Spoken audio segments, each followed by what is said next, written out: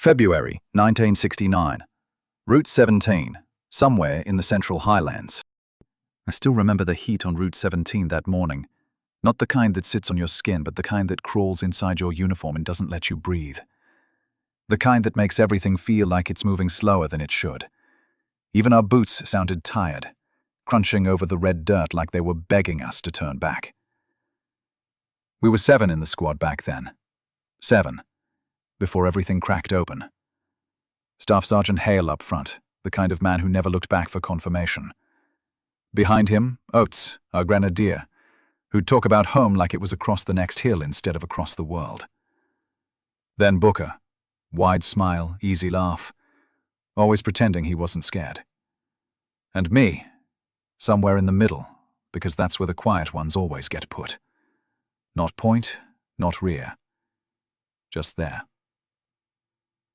We'd been walking for maybe an hour when Hale signaled a halt.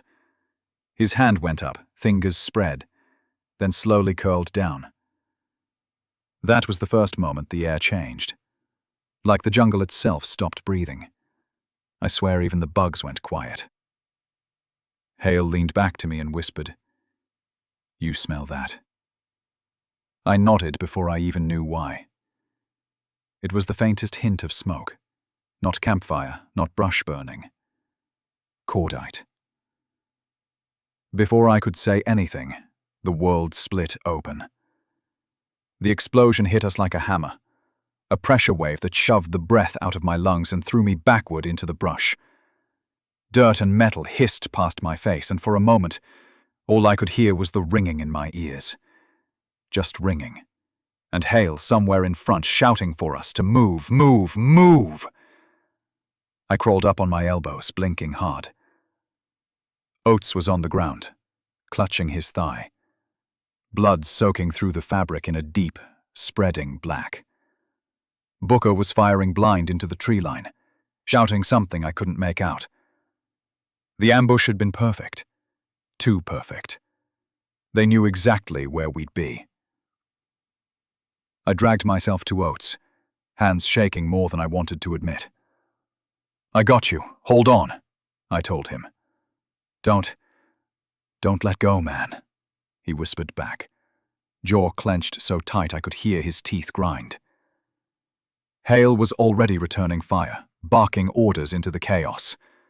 "Contact left! Push the flank! Don't bunch up!" His voice was a lifeline in the noise. But the problem was, the enemy didn't fire back after the first burst. Not a single muzzle flash. Not a single shout. They'd hit us with one blast, maybe 2 bursts, and then nothing. It was wrong. Wrong in a way that made the hair on my neck stand up. Hale must have felt it too because he stopped shooting mid-magazine. He held up his fist again, slow, deliberate. The whole world seemed to freeze around him. I scanned the tree line, every shadow suddenly a threat. The jungle was too still, too patient. Then I saw it, a thin strip of bamboo lying across the trail behind us, perfectly straight, like someone had placed it there on purpose. A marker, a boundary. And that's when it hit me. We weren't the target. We were the message. The smoke drifted off the crater, curling upward like a warning. Oates groaned beside me, clutching my sleeve, and all I could think about was how exposed we were, how the silence felt heavier than the explosion. Hale crouched low and moved to us. "We're pulling back, slow, controlled. They want us rattled. Don't give 'em that." "Top," I whispered. "They're not shooting anymore." He stared at the tree line, jaw tight. "Yeah, that's what scares me." We began to withdraw, step by careful step, dragging Oates, watching every inch of jungle like it might come alive and swallow us whole. And as we moved, I couldn't shake the feeling. The ambush wasn't the point. It was an invitation. A push toward somewhere they wanted us to go. Toward Ban Hoi. Looking back, that was the moment the road changed. Not when the bomb went off, but when the silence that followed told us we were walking into something darker than we understood. After Route 17 went quiet again, the smoke thinning like it was ashamed of what it had just shown us, Sergeant Rourke pulled us into a staggered security line and told us to push toward Ban Hoi. He didn't raise his voice. He didn't have to. That man could make your stomach clench just by looking at you too long. And he was doing a lot of looking. He kept glancing back at me, maybe because I'd been closest to Miller when he died. Maybe because I hadn't fired a shot in the ambush. I didn't know. But I could feel something shifting under the surface, like the ground itself was warning us that the next step we took might not be the one we came home from. The jungle thickened fast. Branches slapped our helmets, vines tugged at our gear, insects whined in our ears like tiny drill bits. Rourke walked point, his jaw set, his eyes hard. Behind him, Torres carried the radio, muttering under his breath every few minutes like he was arguing with ghosts. Odell joked too much, his way of keeping fear at arm's length. And Staffy, the biggest guy in the squad, just trudged forward, silent as a gravestone, refusing to look at any of us. I followed, feeling smaller with every step. Then Rourke stopped. No hand signal, no whisper, just stopped dead, staring at the ground. I eased up beside him. "Sarge, what is it?" He crouched low, touched a fresh footprint, then swept his palm along a branch that had been snapped recently. "They watched us leave the road," he murmured. "NVA?" I asked. Rourke didn't answer. He just stood, tightened the sling on his rifle and kept moving. But something inside him hardened right then. I could feel it, like a temperature change. We reached the edge of Ban Hoi around late afternoon. That village was small, just a scattering of thatch roofs, a few rice paddies, and a footpath worn into the mud like the earth's own heartbeat. Chickens scratched the dirt. A few women were drawing water from a well. Kids played with a stick and a tin can. Nothing looked dangerous. Nothing looked dangerous. That's what bothered me. Rourke raised his fist and we fanned out. He scanned every doorway, every shadow, every movement, like he wanted the village to give him an excuse, like he was hungry for one. "Listen up," he said.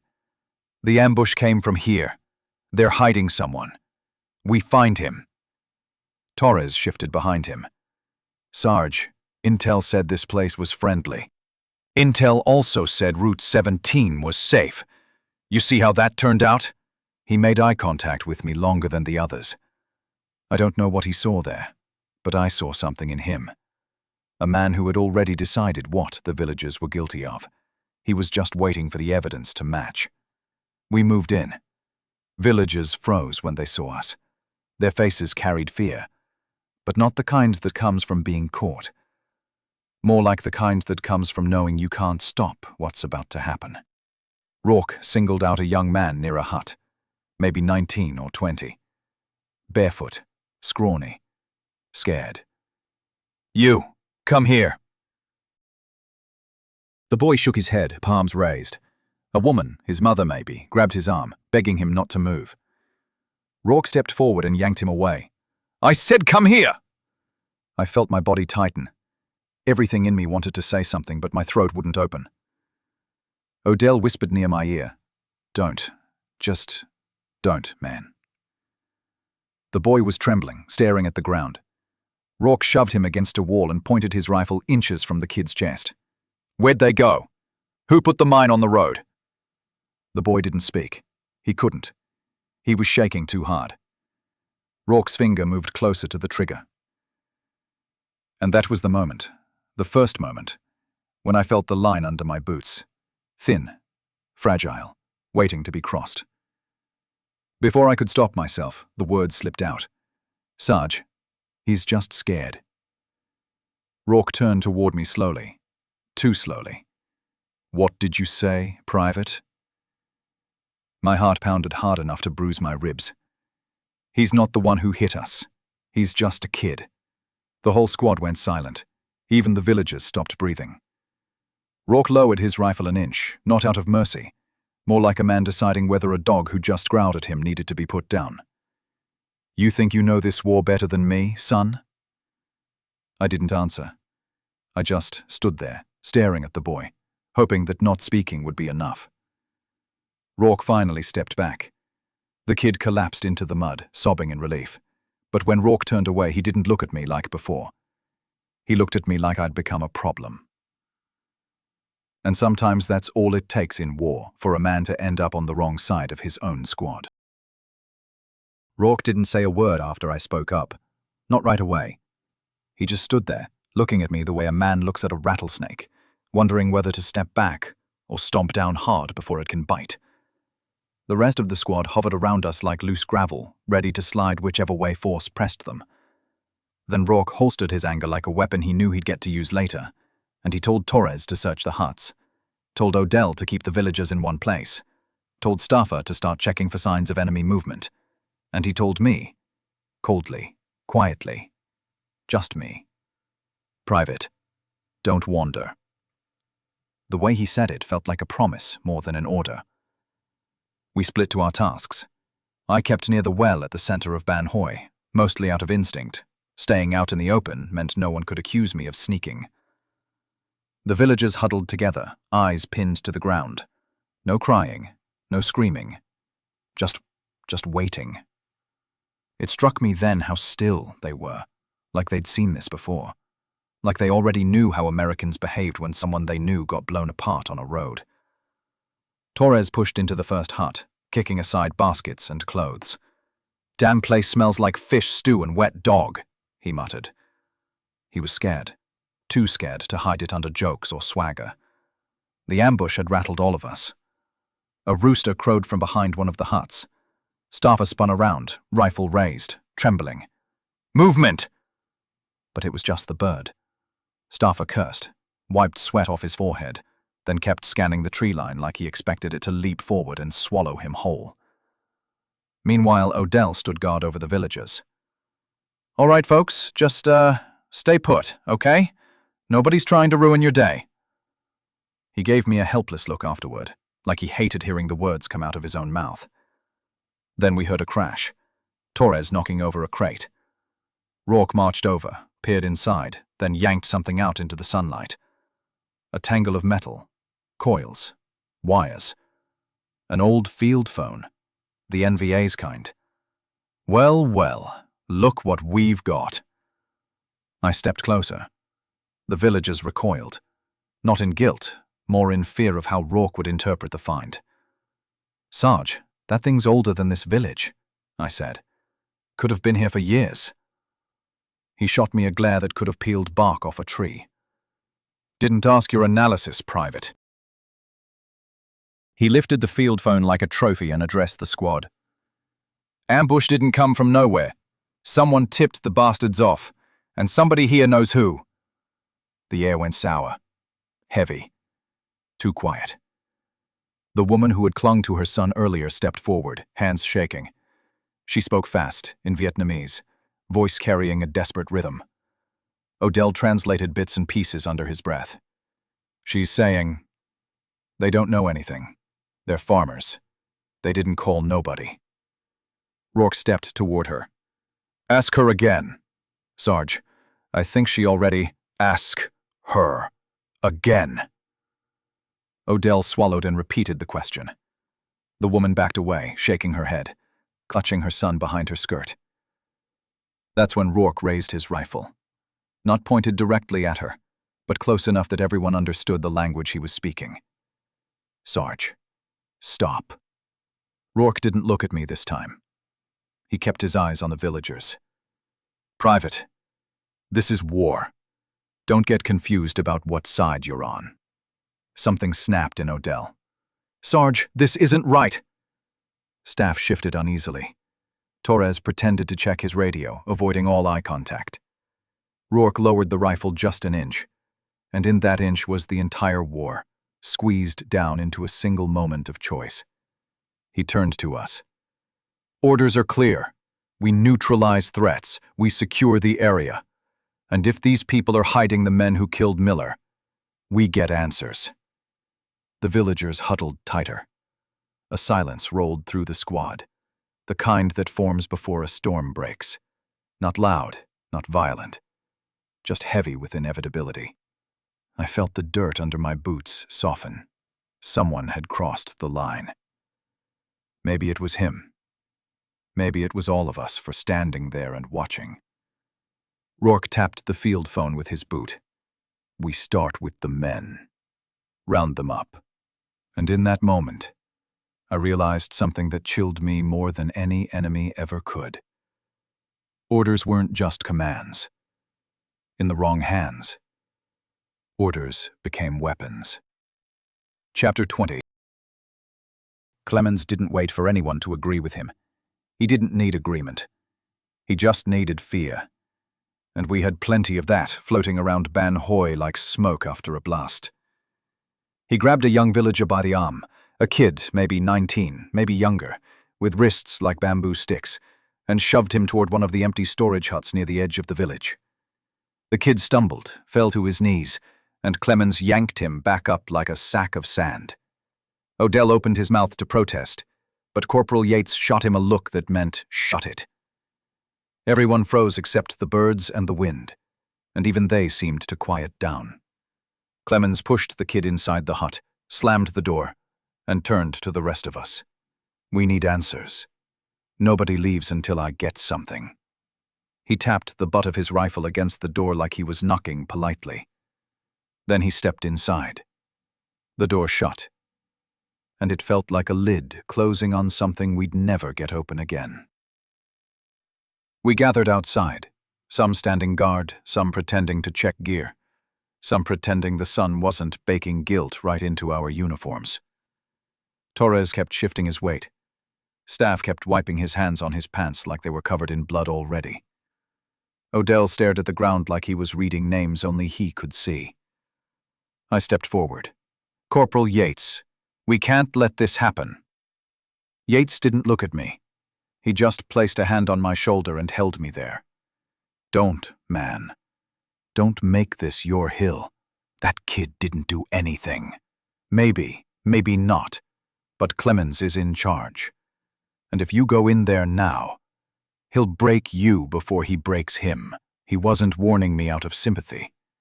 He was warning me because the squad needed bodies to carry rifles. We were down one already. Couldn't afford to lose another. Then we heard it. A shout. A thud. Another shout. Shorter this time, muffled. Odell flinched like someone had slapped him. Jesus. He's just a kid. Inside the hut, something toppled. A crate, or maybe a person. I tried stepping forward again, but Yates tightened his grip. "You can't save everyone. I'm trying to save someone." Then came another sound. Not a shout, not a hit. A snap. A sharp wooden crack.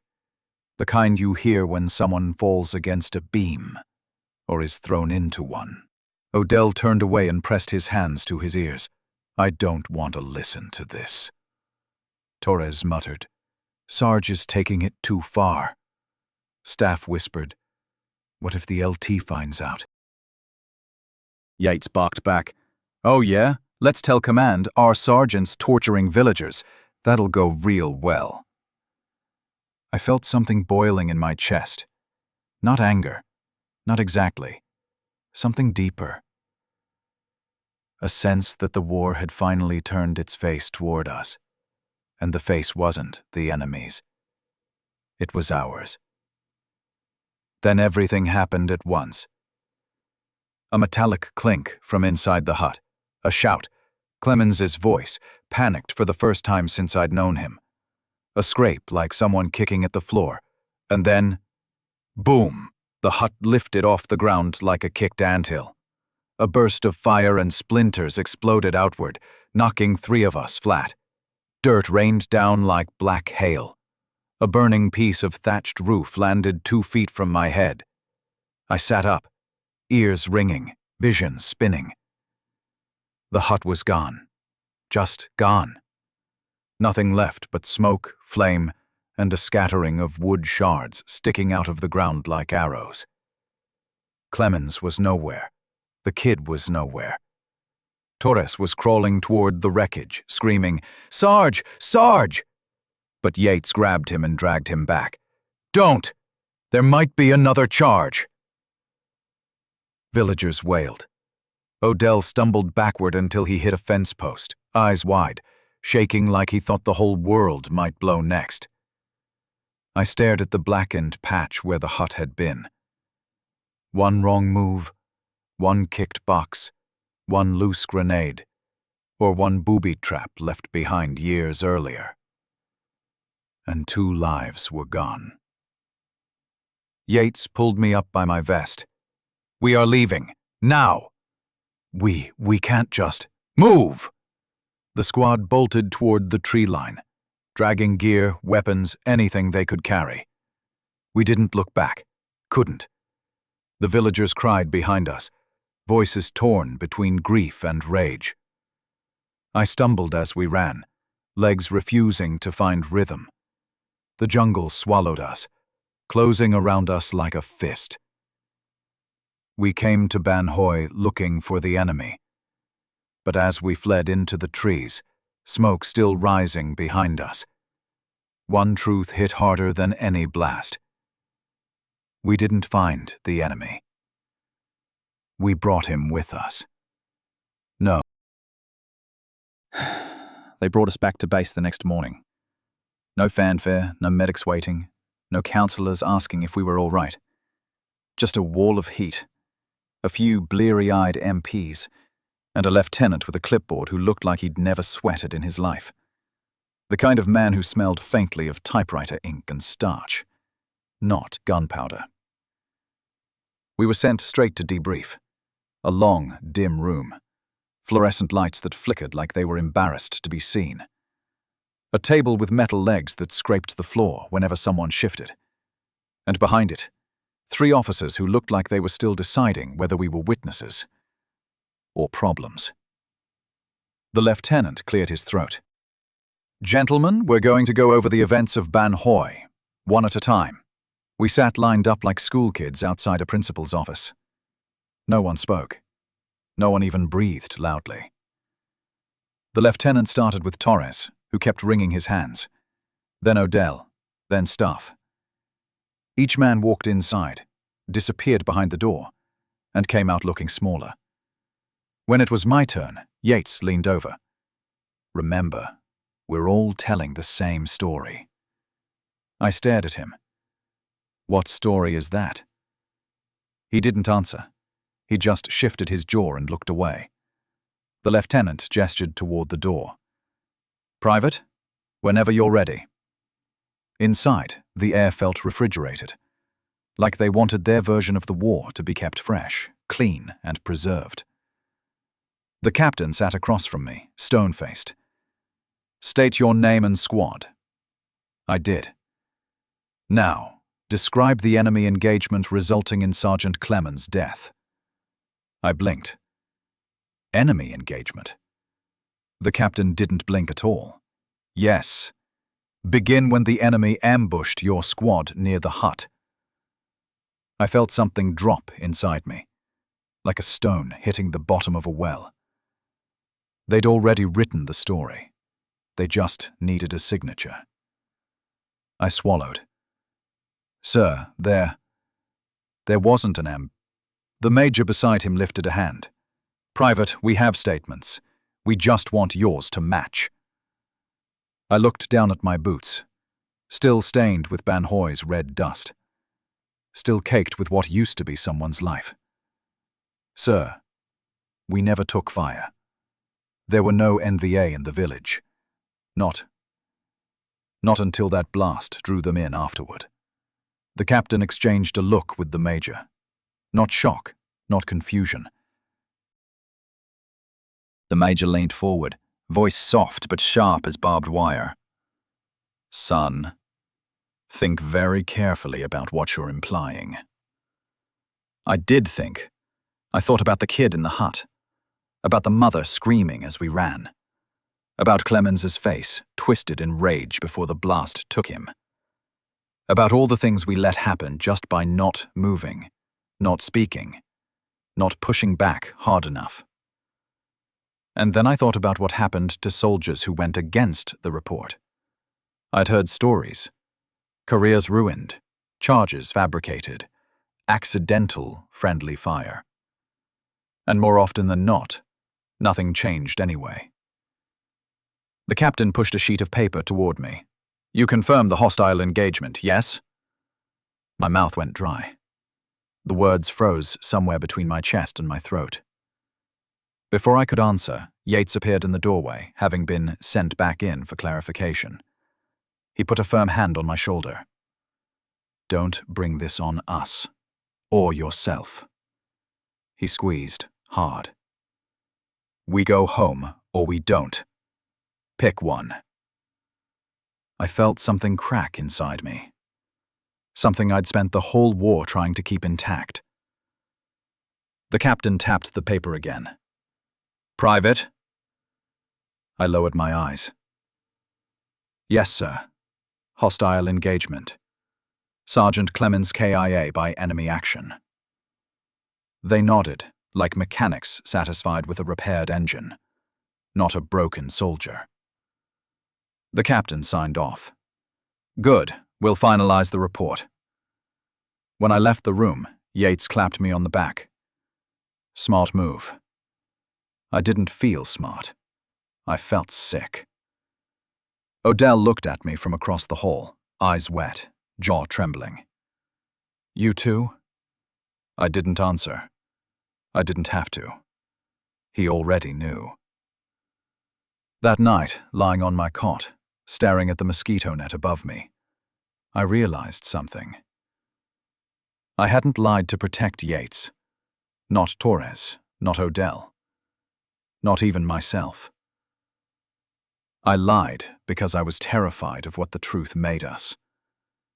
And even more terrified that no one would care. I didn't set foot back in Vietnam for almost 50 years. Not because I didn't want to see what became of the place, but because I wasn't sure I deserved to. But time, it has this way of wearing down even the sharpest edges of memory, turning them into questions you can no longer avoid. So in the spring of 2017, with a cane in my right hand and a bottle of heart pills in my left pocket, I stepped off a bus on a rural road outside of Quang Tri province. The air hit me like a warm wave, thick, humid, familiar. The kind of air that clings to your ribs like it remembers you, even if you spent half your life trying to forget it. The road wasn't the same. Asphalt now, smooth and clean. Power lines overhead. A pair of kids riding past on a single bicycle, laughing at something I couldn't hear. But the curve, the bend of it. Yeah, that was the same. Route 17's bones were still there, even if the skin had changed. I walked slowly, my bad knee clicking like a metronome. A local guide had offered to come with me, but I told him no. Some places you walk into alone, because you were alone the first time too. I found Ban Hoi, or where it used to be, by the shape of the land more than anything else. The tree line was thinner, pushed back for rice fields. A small school stood roughly where the huts had once been, its white walls cracked but cheerful. Kids' drawings on the windows. A flag fluttering lazily in the breeze. No scorch marks. No crater. No sign. No sign that the soil had once been blackened by fire and grief. Just life. Quiet, stubborn life. A villager, an older man with a woven hat, approached me. He had the kind of face that looked carved from the earth. Lined, warm, unhurried. He nodded politely. "You look for something, sir?" I swallowed before answering. A long time ago, there was a village here. Ban Hoi. He nodded slowly, eyes drifting toward the fields. "Yes, long ago. Before trouble." The word hung between us, soft but heavy. I was here the day the trouble happened. The old man's expression didn't change much, but something in his eyes softened. The river washed much away. People rebuilt. Some things stay only in the heart. I didn't know what to say to that. I wasn't sure there was anything to say, so I just nodded and he left me alone with the silence. I reached into my pocket and pulled out the dog tag. Clemens, R-A-O-P-O-S, Catholic. It had hung from my belt for years, not as a tribute, but as a reminder, a weight I deserved to carry. I wasn't sure why I brought it. Maybe because I didn't want it anymore. Maybe because the man who owned it should rest here, not in some drawer in my house where memory went to hide. I knelt, slow, stiff, and pressed the tag into the soil near the school's foundation. I expected to feel something. Release, maybe, forgiveness, or at least the edge of a wound easing. But all I felt was earth, warm, alive. I whispered to no one. I wasn't a hero, Sarge. I wasn't a coward either. I was just a kid who froze. A dragonfly buzzed past, landing on a nearby stalk of rice. For a moment, everything felt. If you've made it this far, thank you. These stories take time to tell, and even longer to understand. You've just walked through the memories of men who were never supposed to be remembered. If their voices meant something to you, if even one line stayed behind when the sound faded, don't let it disappear. Give this video a like, share it with someone who still believes history belongs to the living, and subscribe to our channel so you don't miss the next story.